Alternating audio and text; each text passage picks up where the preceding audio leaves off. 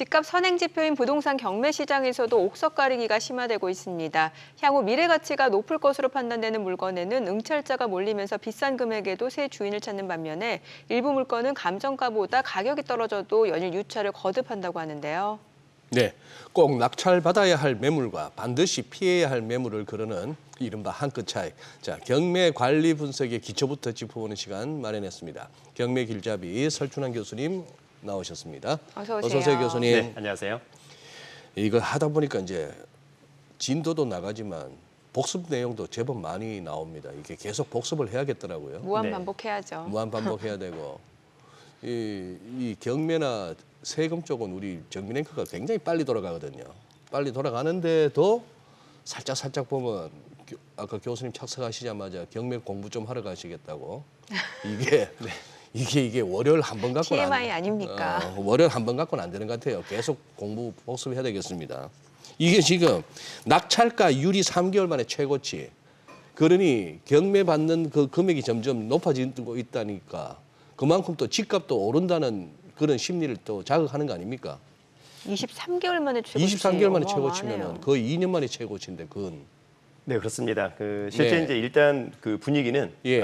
서울의 아파트 가격이 상당히 뜨거워지고 있다라고 하는 데 대해서는 네. 모두 이견이 없는 것 같습니다. 특히 이제 거기에다가 수도권의 역세권의 신축 아파트에 대한 어떤 매매 사례 또 낙찰가율이 상당히 높아지고 있다. 네. 이렇게 좀 이해를 하시면 좋을 것 같고요. 다만 이제 앞으로도 금리 인하 기대감하고 더불어서 이제 공급 부족 이슈로 인해서 시장은 더 뜨거워질 수도 있겠다. 그런 전망을 하기도 합니다. 그런 가운데 최근에 서울의 이제 아파트 경매 시장을 좀 보니까 특히 신축이나 선호도가 높은 지역들의 낙찰가율이 100%를 넘는 경우가 상당히 많이 증가하고 있다라고 하는 점이 상당히 눈에 띄는데요. 특히 이제 지난주에 서울 송파구의 역세권의 대단지 아파트, 이를테면 잠실 엘스라든지 잠실 푸르지오 월드마크, 그다음에 헬리오시트 아파트들이 모두 낙찰가율 100%를 넘기기도 했습니다. 특히 제가 이제 한 1년 전만 하더라도 이 방송에서 예. 서울, 경기, 인천 수도권에 2번 유찰된 아파트가 상당히 많았다. 예. 네. 그러나 지금은 거의 없다. 이것이 얼마만큼 시장이 좋아지고 있다라고 하는 것을 반증하고 있다라고 이해하시면 좋을 것 같습니다. 벌써 예. 교수님하고 이 시간 통해서 경매 시장 분위기 달라지는 거 느껴지거든요. 네. 그렇게 말씀하신 게 작년만 하더라도 1년 전만 하더라도 뭐 몇 유찰이 여러 번 있다 이랬었지 않습니까? 맞습니다. 작년 1, 2월 달만 하더라도 네. 서울에서 3번 유찰된 아파트가 있었거든요. 그러니까. 지금은 서울에서 2번 유찰된 아파트가 거의 없는 거니까. 거의 없다. 예, 그러게요.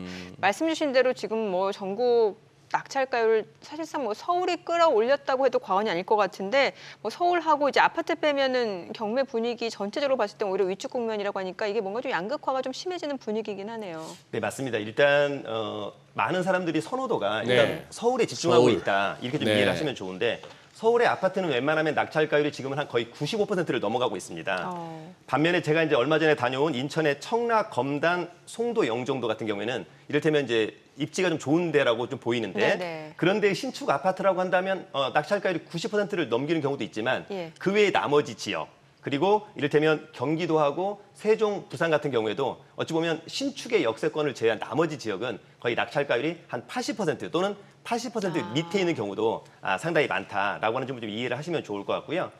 앞서 얘기한 것처럼 경매로만 놓고 본다라고 하더라도 예. 서울, 경기, 인천의 신축의 역세권의 대단지 아파트들의 낙찰가율이 상당히 좋다. 그만큼 신축에 예, 역세권에 대단지에 거기에 하나 더하면 이제 브랜드 같은 경우 네. 예, 그런 것이 좋다라고 한다면 낙찰가율이 상당히 높은 편이고요. 반면에 이제 구축, 중소형 단지, 역세권이 아닌 아파트들의 인기는 상당히 낮은 편이다. 더불어서 아파트를 제외한 빌라나 단독 다가구 또 상가 등의 낙찰가율은 오히려 80%를 넘지 못하는 경우도 상당히 많고요. 우리 이제 아파트 같은 경우에는 웬만하면 입찰 경쟁률이 지금 10대 1을 넘어가고 있거든요. 네네. 근데 이런 물건들은 오히려 입찰 경쟁률이 3대 1을 넘어가지 못한다. 그만큼 선호도가 높지 않다. 양극화 현상이 좀 더욱 짙어지고 있는 것 같습니다. 예, 그래요.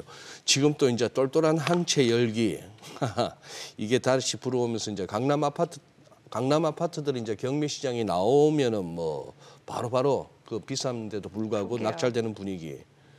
그런데 교수님께서는 저 묻지마 낙찰은 조심하라고 하셨는데. 네. 예. 일단 그 뭐 내 집 마련을 지금이라도 하고 싶다. 네, 이런 네. 실수요자 입장에서는 뭐 지금이라도 낙찰을 받는 것은 네. 타당해 보이는데 한편으로는 내가 지금이라도 이를테면 부동산을 낙찰받아서 예. 상당한 수익을 거두겠다라고 하는 것은 조금 시장이 불확실하기 때문에 조금 보수적으로 접근을 해야 되지 않을까 그런 생각을 한번 해보기도 하고요. 다만 이제 또 부동산 종목에서도 어떤 것을 좀 투자해야 되는지 여부를 또 잘 판가름 좀 해야 될 것 같습니다. 네. 앞서 얘기한 것처럼 아파트나 이런 것들은 투자 종목으로서도 상당히 좋습니다만 아파트가 아닌 이를테면 뭐 빌라라든지 또는 뭐 지산이라든지 이런 것들은 예. 무조건 그냥 싸다라는 이유만으로 낙찰을 받아서는 추 매매 차익을 거둘 수 없다. 이런 부분들도 한번 좀 고민을 하시면 좋을 것 같고 또 하나는 실제로 이제 부동산 경기가 더욱 좋아지려고 한다면 실물 경기도 좀 좋아져야 될 것 같고요. 그다음에 이제 유동성이 풍부해져야 될 것 같은데 과연 실물 경기가 좋아질 거냐 여부도 좀 정해야 될 것 같고 마지막으로 이제 경매에서는 좀 권리 분석에 대한 네네. 문제가 있는 물건도 있을 수 있기 때문에 네. 권리 분석도 좀 잘 해야 된다라고 하는 점을 좀 말씀드리고 싶습니다. 네. 권리 그러니까 분석. 결국에는 권리 분석이 핵심이라는 건데 이게 왜 중요한지도 설명을 다시 한번 해주세요. 네, 일단 권리 분석이라고 하는 것은 우리가 이제 공부상 물건상 하자가 있는지 여부를 분석하는 겁니다. 네. 쉽게 얘기하면 낙찰자가 낙찰을 받고 추가로 떠안을 등기부상의 하자가 있는가, 네. 또 추가로 떠안을 선순위 임차인이 있는가 이런 부분들이 상당히 중요합니다. 우리가 이제 실제 일반 매매를 하게 되면 등기부를 발급받아서 어떤 내가 하자가 있는지 여부 확인하고 또 임차인 뭐 이를테면 또 하자 여부를 확인하는 건데 네. 경매도 일반 매매랑 똑같습니다. 또 하나 중요한 것은 권리 분석에서 중요한 것은 나중에 이제 경매에서 네네. 권리 분석에 하자가 있다라고 하는 하자가 있다라고 한다면 모두 낙찰자가 책임을 져야 된다라고 하는 그런 부분이 있는 거거든요. 예. 우리가 이제 일반 매매 같은 경우에는 나중에 문제가 생겼을 때 매도인한테 손해배상을 청구할 수 있는데 네. 경매 같은 경우에는 낙찰 받고 돈 내고 어떤 하자가 추후에 발견됐을 때 손해배상을 청구할 수 있는 것이 좀 많이 부족하다라고 하는 점. 네, 그래서 우리가 이제 경매에서 입찰할 때 권리 분석은 매각 물건 명세서라고 하는 게 있거든요. 그래서 그 서류를 보고 여러분들이 좀 꼼꼼하게 권리 분석을 잘 체크해야 된다. 이렇게 좀 말씀을 드리고 싶습니다. 네. 좌우지간 그 교수님 말씀 듣다 보니까 결국 이제 경매로 집 낙찰 받으면서 내가 떠안아야 할 문제가 있느냐 없느냐 이걸 따져보라는 말씀. 네, 맞습니다. 네. 말소 기준 권리. 요거 다시 좀 한번. 지금 화면에 좀 전에 나왔는데 빨간색으로 표시가 되어 있었어요. 네. 예. 말소기준 권리라고 하는 것은 뭐냐면 네. 일단 우리가 이제 경매에서 낙찰자가 낙찰받고 예. 돈 예. 내면 예. 무엇은 떠안고 무엇은 떠안지 않는다의 기준이 되는 권리를 우리가 이제 저기 말소기준 권리라고 합니다. 말소라는 것은 말소됐으면 내가 떠안지 않아도 되는 거죠. 네, 그렇습니다. 그 말이죠. 네, 그렇습니다. 네. 그래서 이제 우리가 저 말소 기준 권리가 될 수 있는 6가지 권리가 있거든요. 네. 그게 이제 우리가 흔히 얘기하는 뭐 근저당권, 뭐 저당권, 가압류, 예. 압류 뭐 이런 게 있는데 예. 그 중에 등기부상에 가장 먼저 기재가 된 것이 우리가 그 사건의 말소 기준 권리다. 그래서 먼저 그 사건의 말소 기준 권리를 찾고요. 그 말소 기준 권리보다 뒤에 있는 후순위 권리들은 낙찰자가 낙찰받고 모두 소멸합니다. 그러니까 이를테면 만약에 지금 저 순서대로 근저당권, 가압류, 담보가등기, 전세권, 경매등기가 있다. 예. 근데 저 중에 근저당권이 가장 먼저 등기부에 기재가 되어 있다. 예. 그다음에 이를테면 1월 1일 근저당권, 2월 1일 가압류 이런 식으로 되어 있다고 한다면 저 사건의 말소 기준 권리는 근저당권이 되는 거고요. 저 근저당권이 저 사건의 말소 기준 권리가 되고 낙찰자가 낙찰받고 돈 내면 저 말소 기준 권리 포함해서 뒤에 있는 권리상의 하자들은 누가 협의할 필요 없이 법률상 모두 소멸한다. 이렇게 이해를 하시면 될 것 같습니다. 그렇군요. 네. 소장님 표정이. 저는 이해가 잘 안 됐네요. 그러니까 이제 우리가 예. 뒤에서 아마 언급이 될 텐데 예. 이제 우리가 그 입찰을 할 때 예. 등기부에 가령 뭐 근저당권이나 가압류나 이런 빚이 엄청나게 많을 수 있잖아요. 예, 예. 그러면 우리가 이제 일반 매매할 때는 예. 그냥 그것을 기본적으로 인수를 해야 됩니다. 예. 아니면 협의를 해서 돈을 주고 소매를 하든지. 글쎄. 근데 경매는 예. 그렇게 아무리 빚이 많아도 예. 전부 다 법률상으로 말소 기준 권리 포함해서 뒤에 있는 것들은 모두 소멸해 줄 거야라고 해서 낙찰자가 낙찰받고 돈 내면 모두 없애주는 겁니다. 그러니까 앞서 얘기한 많은 권리상의 하자들이 모두 소멸한다. 그러니까 극단적으로 우리가 뭐 이를테면 뒤에서도 언급이 되겠습니다만 아파트가 10억 원짜리가 있는데 네. 근저당, 가압류 이런 것 빚이 네네네. 한 예. 100억이 있다. 예. 그래도 낙찰받고 돈 내면 그 말소 기준 권리 포함해서 빚은 전부 다 소멸합니다. 그러니까 떠안을 게 없다. 떠안을 게 없다. 네. 그래서 우리가 경매에서 쉽게 낙찰을 받을 수 있다. 이렇게 좀 이해를 하시면 좋을 것 모든 같습니다. 모든 그러면 경매에 나오는 물건들은 그러면 저런 식으로 말소가 되는 겁니까? 맞습니다. 네. 그래서 지금 앞서 지금 화면에서 나왔는데 네. 이전에 그 화면에서 우리가 이제 매각 물건 명세서라고 하는 게 아까 언급이 네네. 됐었거든요. 네. 예. 그러면 그 매각 물건 명세서에 보시면 저 이를테면 뭐 사건도 있고 매각 물건 번호도 있습니다만 우리가 이제 알아야 될 것은 저 최선순위 설정이라고 하는 게 있습니다. 네네. 이것이 바로 법원에서 가르쳐주는 이 사건의 말소 기준 권리는 2017년 10월 23일자 근저당권이 이 사건 말소 기준 권리다라고 법원이 가르쳐주고 있는 거예요. 저 이후의 거에 대해서는 다 소멸을 네, 맞습니다. 다 소멸합니다. 그리고 그 밑에 보면 특별하게 뭐 이를테면 조사된 임차 내역 없고 떠안을 게 있냐 없냐에 대한 밑에 이를테면 하얗게 세 칸이 있지 않습니까? 네네네. 커멘트가 전혀 없다는 것은 낙찰자가 떠안을 게 없다라고 하는 것을 법원이 또 가르쳐주고 있다라고 이해를 하시면 좋을 것 같고 이 매각 물건 명세서가 왜 중요하냐면 이것은 법원이 만든 상품 설명서입니다. 아, 예. 예, 그래서 우리가 이제 이것만 보고도 실제로 입찰을 해도 권리 분석상의 하자는 거의 다 체크가 된다. 네네. 이렇게 좀 이해를 하시면 될 것 같고요. 또 하나 이 매각 물건 명세서는 아무 때나 볼 수 있는 것은 아니고 매각기일이 일주일 남았을 때부터만 볼 수 있다. 그러니까 만약에 오늘이 월요일이지 않습니까? 예. 근데 만약에 입찰기일, 즉 매각기일이 다음 주 화요일이다. 네. 그러면 지금은 볼 수 없습니다. 내일 볼 수 있어요. 맞습니다. 일주일이 더 남았으니까. 그러니까 만약에 다음 주 월요일이라면 오늘, 월요일, 7일 남았기 때문에 저 매각 물건 명세서를 볼 수 있고요. 아까 그 매각 물건 명세서 1페이지였고 이게 2페이지였는데 네. 이제 많은 우리 시청자 여러분들이 혹시 이번에 이를테면 8월 27일 날 5억 1,920만 원에 입찰을 하는데 혹시 저때 유찰되면 다음에는 언제 할까?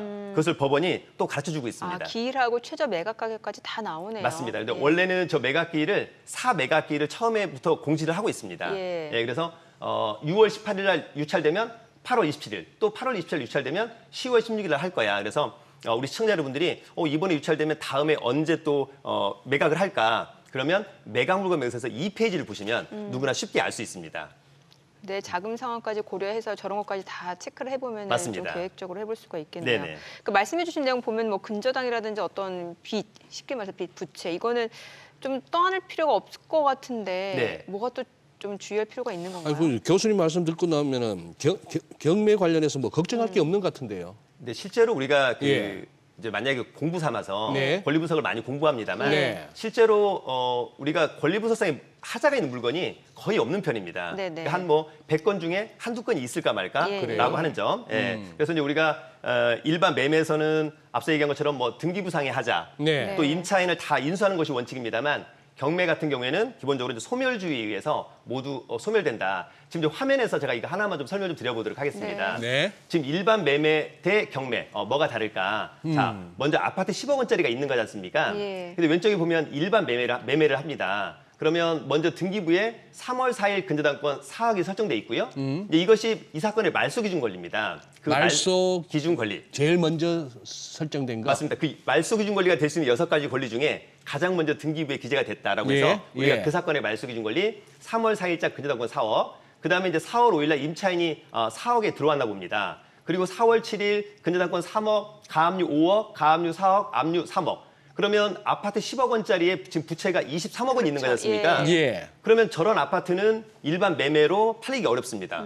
사는 사람이 없습니다. 왜냐하면 저거 사봤자 그냥 깡통이지 않습니까? 예. 제가 만약에 저 아파트를 소장님한테 공짜로 주겠다. 소장님 소유권 이전 등기 하세요라고 했었을 때 잘 모르는 사람은 등기를 해갈 수 있습니다만 그렇지 않은 분들은 등기해서 저 23억을 덮어 쓰는 거예요. 맞습니다. 다 떠안는 거니까 아무 의미가 없는 거지 않습니까? 자, 반면에 오른쪽에 보시면 이제 경매지 않습니까? 네. 이걸 만약에 경매로 한다라고 한다면 3월 4일자 근저당권 4억이 말소 기준 권리가 됩니다. 네. 따라서 지금 거기는 표시가 안 됐습니다만 3월 4일 근저당권부터 밑에 있는 것이 전부 다 소멸합니다. 소멸되는 거예요. 예, 그래서 낙찰자가 떠안을 게 하나도 없는 겁니다. 그러네요.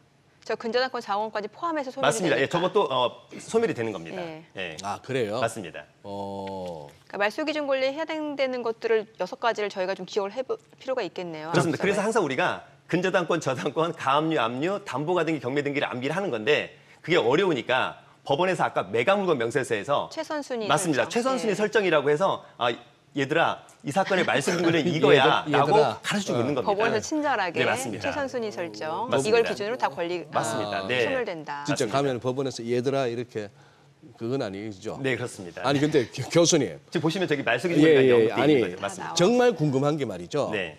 아까 저 말소기준 권리 나왔던 예를 들어 설명하신 저거 말이에요. 네. 그래서 경매에서 낙찰받은 사람 입장에서는 아이 뭐 내가 신경 쓸 기존의 빚 같은 거, 압류 같은 거, 건저당권 신경 안 쓰니까 얼마나 좋아요. 네. 근데 저 건저당권 제일 위에 있던 말소기준이 했던 건저당권부터 해가지고 나머지 사람들 네. 좀 억울하지 않습니까? 자, 그래서 실제로 이제 어떻게 네. 되냐면요. 지금 일반 매매 오른쪽 거를 뭐 예, 똑같은 예, 건데 예. 어떻게 보면 아파트 10억 원짜리를 예. 만약에 소장님께서 만약에 예. 8억 원에 낙찰 받았다. 8억에 제가 맞습니다. 그러면 예. 경매로 치면 3월 4일자 근저당권 4억하고 예. 4월 5일 임차인 4억이 배당을 받습니다.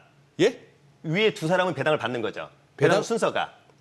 배당을 받는다고요? 그러니까 만약에 8억 원에 낙찰이 된 거니까 네. 법원에서 저 사람들한테 이제 배당을 해줘야 되잖아요. 예. 근데 배당 순서가 3월 4일 근저당권이 가장 빠르니까 4억 원을 먼저 배당을 해주고 예. 남는 게 4억 있으니까 임차인이 그다음 순서로 우선 매도권이 빠르니까 4억 원을 배당을 해주는 겁니다. 네. 그리고 나머지는 지금 배당을 하나도 못 받았잖아요. 예. 그러면 그럼에도 불구하고 일단 등기부상에서는 모두 소멸을 하고 저 못 받은 사람들은 기존의 채무자한테 여전히 채권을 행사할 수 있는데 통상은 채무자가 재산이 없으니까 예. 약간 좀 어려운 상황에 봉착한다. 예. 그러나 낙찰자는 그런 것을 고려할 필요는 없다. 네. 이렇게 이해하시면 좋을 것 같습니다.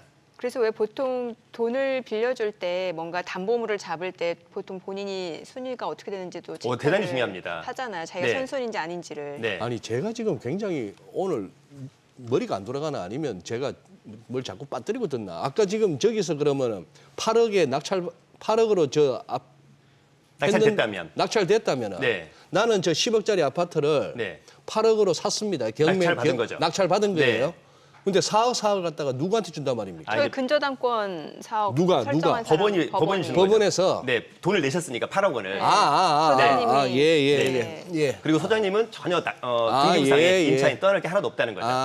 이제 클리어하게 이해했습니다. 방송 끝나고 나머지 공부 예. 하시면 될 것 아니 같아요. 네. 확실히 제가 지금 뭐 좀 잘 안 돌아가는 타이밍이네요 지금. 예. 알아들었습니다. 예. 그러니까 결국에는 지금 매물 살피다 보면 이제 선순위 이게 굉장히 중요한 것 같은데 네. 이게 대부분 이게 빨간 글씨로 좀 뭔가 이제 경고 메시지처럼 알리고 있다고 하는데 이게 선순위라는 게 있으면 이걸 어떻게 저희가 이제 이해를 하면 되는 거예요? 네, 일단 이제 선순위라고 하는 개념은 앞서 얘기한 우리가 말소 기준 권리보다 앞에 있다. 말소 기준 권리보다 앞에 예, 있다. 그걸 이제 우리가 선순위라고 예. 하는 것이고 그 임차인의 대항력이 말소 기준 권리보다 빠르면 선순위 임차인. 예. 전세권이 말소 기준 권리보다 빠르면 선순위 전세권. 예. 이런 개념이 있는 거거든요. 지금 저기 보시면 화면에서 말소 기준 권리보다 이를테면 대항력을 먼저 갖춘 선순위 임차인이 있고요. 네. 그다음에 뒤에 후순위 임차인이 있습니다. 예. 입찰자 입장에서는 후순위 임차인은 전혀 고려할 신경 필요가 안 써도 없습니다. 되고, 예, 예. 무조건 돈 안 주고 명도할 수 있다. 그렇죠. 반면에 이제 앞서 있는 선순위 임차인 같은 경우에는 낙찰자가 낙찰받고 돈을 냈을 때 저 선순위 임차인은 어떻게 할 거냐? 자, 선순위 임차인은 만약에 배당 요구를 안 하잖아요. 예. 그럼 배당을 못 받습니다. 예. 그러나 선순위 임차인이기 때문에 낙찰자가 낙찰받고 추가로 떠나야 됩니다. 그러니까 그 보증금을 떠안아야 되는 맞습니다. 거죠. 예. 네. 그런데 이제 선순위 임차인이 만약에 배당 요구를 해서 배당을 다 했다, 배당을 다 받았다면 전혀 문제가 없는 거죠. 예. 네. 그래서 앞서 우리가 그 사례를 들었던 만약에 소장님께서 예. 8억 원에 낙찰됐다고 한다면 예. 등기부상의 하자도 다 소멸하지만 아까 임차인 있지 않습니까? 예. 배당을 또 다 받는 거니까 네네. 명도에 대한 부담도 전혀 없다라고 하는 점 이해를 하시면 좋을 것 같습니다. 알겠습니다. 네. 오늘 내용 잘 들었습니다. 네, 고맙습니다. 고맙습니다. 감사합니다.